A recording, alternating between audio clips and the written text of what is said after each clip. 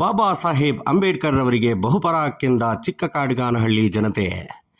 ಚಿಕ್ಕಬಳ್ಳಾಪುರ ತಾಲೂಕು ಅಗಲಗುರ್ಕಿ ಗ್ರಾಮ ಪಂಚಾಯಿತಿಯ ಚಿಕ್ಕ ಕಾಡಿಗಾನಹಳ್ಳಿ ಗ್ರಾಮದಲ್ಲಿ ಕಳೆಗಟ್ಟಿದ ಅಂಬೇಡ್ಕರ್ ಜಯಂತಿ. ಊರಿನ ಹಿರಿಯರು, ಕಿರಿಯರು, ವೃದ್ಧರು, ವಯಸ್ಕರು ಎಲ್ಲರೂ ಸೇರಿ ಪಕ್ಷಭೇದ ಮರೆತು ಸಂವಿಧಾನ ಶಿಲ್ಪಿ ಅಂಬೇಡ್ಕರ್ ಅವರಿಗೆ ಬಹುಪರಾಕ್ಕೆಂದರು. ಅತ್ಯಂತ ಸುಂದರವಾದ ಮನಮೋಹಕ ವಿನ್ಯಾಸದ ವಿದ್ಯುತ್ ಮತ್ತು ಬಲೂನ್ ಅಲಂಕಾರದೊಂದಿಗೆ ಅಂಬೇಡ್ಕರ್ ಅವರ ಪುತ್ಥಳಿ ರಾರಾಜಿಸಿತ್ತು. ಸಮಾನತೆಯ ದೇವರಾದ ಅಂಬೇಡ್ಕರ್ ಅವರ ಹೆಸರಿನಲ್ಲಿ ಕೇಕ್ ಕತ್ತರಿಸಿ ಸಿಹಿ ಹಂಚಿ ಹಾಡುತ್ತಾ ಕುಣಿಯುತ್ತಾ ಸಂಭ್ರಮಿಸಿತ್ತು ಇಡೀ ಊರಿನ ಜನಸ್ತೋಮ. ದೇಶದಲ್ಲಿ ನಮ್ಮನ್ನು ತಲೆ ಎತ್ತಿ ಬದುಕುವ ಹಾಗೆ ಮಾಡಿದ ನಮ್ಮ ಅಂಬೇಡ್ಕರ್ ಅವರು ನಮಗೆ ದೇವರಿಗಿಂತಲೂ ಹೆಚ್ಚು ಎಂದರು ಅಲ್ಲಿನ ಊರಿನ ಮುಖಂಡರು.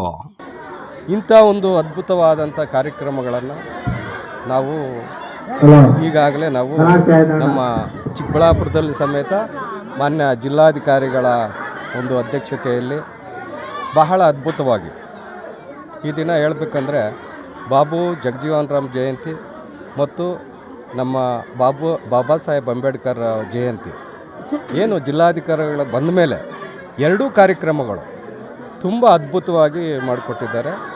ಅವರಿಗೆ ನಿಜವಾಗ್ಲೂ ಅಭಿನಂದನೆ ಸಲ್ಲಿಸಬೇಕು. ಅದೇ ರೀತಿ ನಮ್ಮ ಚಿಕ್ಕಕಾಡಿನಹಳ್ಳಿ ಚಿಕ್ಕ ಹಳ್ಳಿ ಆದ್ರೂ ಇಡೀ ತಾಲೂಕಲ್ಲಿ ಇಂಥ ಒಂದು ಅದ್ಭುತವಾದ ಬಾಬಾ ಸಾಹೇಬ್ ಅಂಬೇಡ್ಕರ್ ಪ್ರತಿಭೆ ನಾನು ಕಂಡಂಗೆ ಎಲ್ಲಿ ಇಲ್ಲ.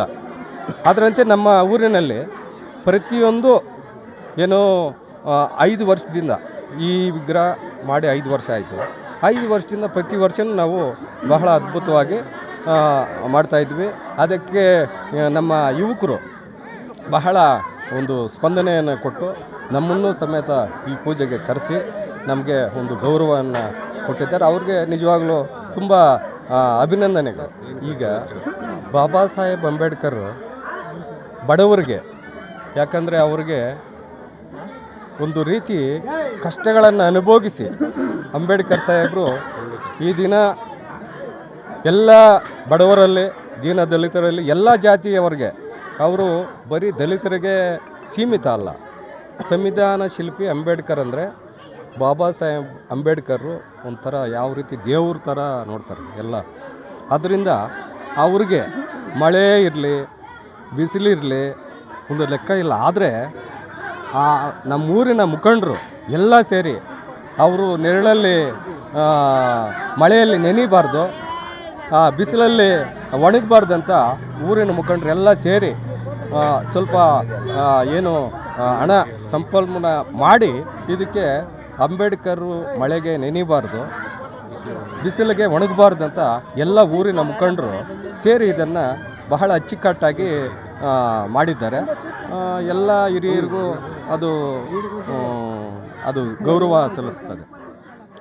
ಚಿಕ್ಕದಾಗಿ 1947ನೇ ಇಸ್ವಿ ಅಂತ 74 ಬರೋ ಅಂತ ಇತ್ತು. ಅದನ್ನು ಒಡೆದು ನಾವೇ ಕೆಡವಿ ಮತ್ತೆ ಹೊಸದಾಗಿ ಕೆಡುವುದ್ರ ಪಕ್ಕದಲ್ಲಿ ಅದನ್ನು ಪೂಜೆ ಮಾಡ್ಕೊಂಡು ಮತ್ತೆ 5 ವರ್ಷದ ಹಿಂದೆ ನಾವೇ ರೆಡಿ ಮಾಡ್ಕೊಂಡು ಇದು ಮಾಡಿ ಯಾವ ರೀತಿ ಅಚ್ಚುಕಟ್ಟಾಯ್ತಂದರೆ ಎಲ್ಲ ಪ್ರತಿಯೊಬ್ಬರು ಯುವಕರೇ ಎಲ್ಲಿರೋದು. ಯುವಕರು ಬಿಟ್ಟರೆ ಯಾರೂ ಇಲ್ಲ. ದೊಡ್ಡವರು ಸುಮ್ಮನೆ ಜೊತೆಯಲ್ಲಿ ಇರ್ತಾರೆ. ದೊಡ್ಡವರು ಎಲ್ಲ ಯುವಕರಿಗೆ ಸಲ್ಲಬೇಕು. ಯಾಕಂದರೆ ಯುವಕರು ಇಲ್ಲ ಅಂದಿದ್ರೆ ಇವತ್ತು ಈ ರೀತಿ ವಿಜೃಂಭಣೆಯಿಂದ ನಡೀತಾ ಇರಲಿಲ್ಲ.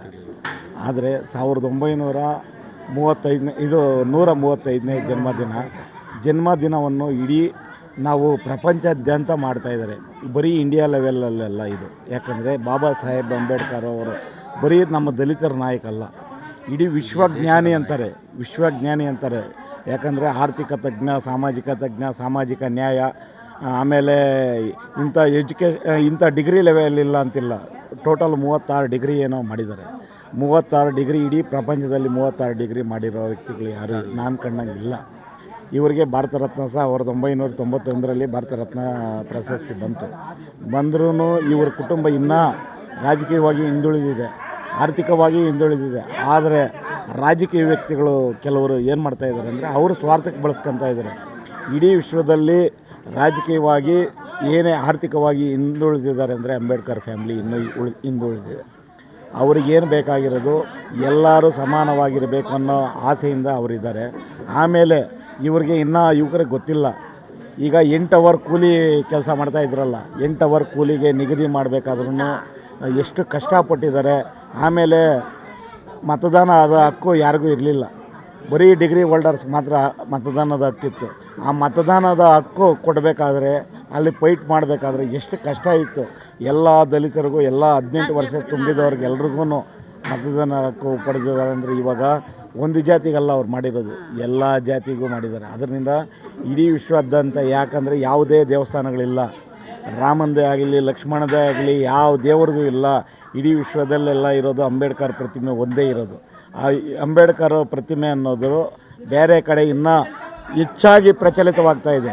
ಅವರ ಜ್ಞಾನ ಇದೆಯಲ್ಲ, ಜ್ಞಾನ ಭಂಡಾರ ಅನ್ನೋದು ಯಾರಿಗೂ ಇಲ್ಲ. ಅವ್ರ ಜ್ಞಾನ ಭಂಡಾರ ಅನ್ನೋದು ಬರೀ ರಾಜಕೀಯಕ್ಕೆ ಸೀಮಿತವಾಗಿರಲಿಲ್ಲ.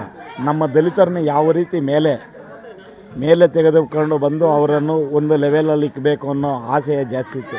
ಆ ಆಸೆಯನ್ನು ಈಗಿನ ರಾಜಕೀಯ ನಾಯಕರುಗಳು ತಮ್ಮ ಸ್ವಾರ್ಥಕ್ಕಾಗಿ ಬಳಸ್ಕೊಂಡು ಅವರ ಆದರ್ಶಗಳಿದ್ವಲ್ಲ, ಆದರ್ಶಗಳನ್ನು ಗಾಳಿಗೆ ತೂರಿ ಮನಸ್ಸಿನಲ್ಲಿ ಮಾತ್ರ ಇದ್ದರೆ ಸಾಲದು. ಅಂಬೇಡ್ಕರ್ ಫೋಟೋ ಕೆಲವರು ಏನು ಮಾಡ್ತಾರೆ ಅಂದರೆ ಕೈಯಲ್ಲಿ ಫೋಟೋ ಇಟ್ಕೊಂಡಿರ್ತಾರೆ, ಮನಸ್ಸಲ್ಲಿ ಇನ್ನು ರಾಮ ಲಕ್ಷ್ಮಣ ಅಂತ ಪೂಜೆ ಮಾಡ್ತಾರೆ. ಅದು ತಪ್ಪು. ನನಗೆ ಗೊತ್ತಿದ್ದ ಪ್ರಕಾರ ಅಂಬೇಡ್ಕರ್ ಅವರು ಬೌದ್ಧ ಧರ್ಮ ಸೇರಬೇಕಾದ್ರೆ ಏನು ಕಾರಣ ಅಂದರೆ ಅವ್ರಿಗೆ ಇದರಲ್ಲಿ ನಮ್ಮ ಹಿಂದೂ ಧರ್ಮನೇ ಆಗಲಿ ಸನಾತನ ಧರ್ಮನೇ ಆಗಲಿ ಎಲ್ಲ ಧರ್ಮಗಳ ಬಗ್ಗೆ ಅಸೂಯೆ ಆಗಿ ಇಂಥ ದೇವಸ್ಥಾನಗಳಿಗೆ ಬರ್ಸ್ತಾ ಇರಲಿಲ್ಲ ನಮ್ಮ ದಲಿತರನ್ನ. ಈಗ ನಿನ್ನೆ ಒಂದು ರೆಗ್ಯುಲೇಷನ್ ಪಾಸ್ ಮಾಡಿದ್ದಾರೆ, ಯಾಕಂದರೆ ಅವ್ರಿಗೆ ನಾವು ಗೌರವ ಸಲ್ಲಿಸಬೇಕು. ಯಾವುದೇ ಭೇದವಿಲ್ಲದೆ ಎಲ್ಲರೂ ತಮ್ಮ ಸ್ವಂತ ಹಣವನ್ನು ಖರ್ಚು ಮಾಡಿ ಈ ಕಾರ್ಯಕ್ರಮವನ್ನು ಸತತ 5 ವರ್ಷಗಳಿಂದ ನಡೆಸಿಕೊಂಡು ಬಂದಿದ್ದೇವೆ ಎಂದು ನಮ್ಮೊಂದಿಗೆ ಹಂಚಿಕೊಂಡರು ಅಲ್ಲಿನ ಮುಖಂಡರು. ಅದೇ ಪ್ರಕಾರ ಅವ್ರಿಗೂ ನೆರಳು ಕೊಟ್ಟಿದ್ದೀರಿ ಸರ್. ಈ ಥರ ಯಾಕೇಳು ಅವರು ನೆರಳಾಗಿರ್ಬೇಕು, ನಮಗೂ ನೆರಳು ಕೊಟ್ಟವ್ರೆ ಅವರು.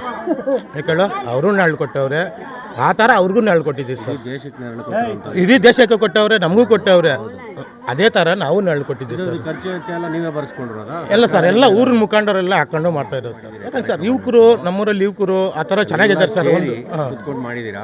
ಇದು ಪ್ರತಿ ವರ್ಷನೂ ಮಾಡ್ಕೊಂಡು ಬರ್ತೀರಾ? ಇದು ಎಲ್ಲ ವರ್ಷನೂ ಮಾಡ್ಕೊಂಡು ಬರ್ತೀವಿ ಸರ್.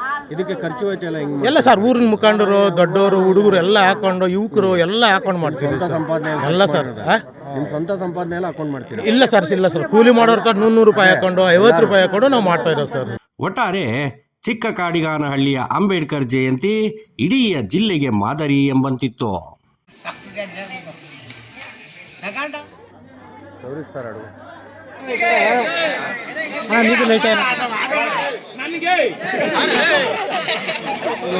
ನಾನು ನಡೆಸಿಕೊಂಡು ಬಂದ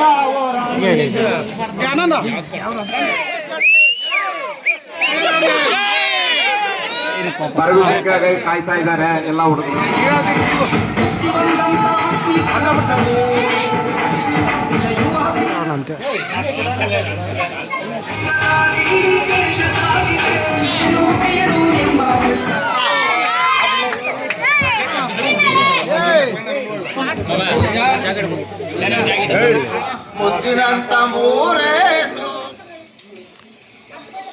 ಮುದ್ದಿನಂತ ಮೂರೇ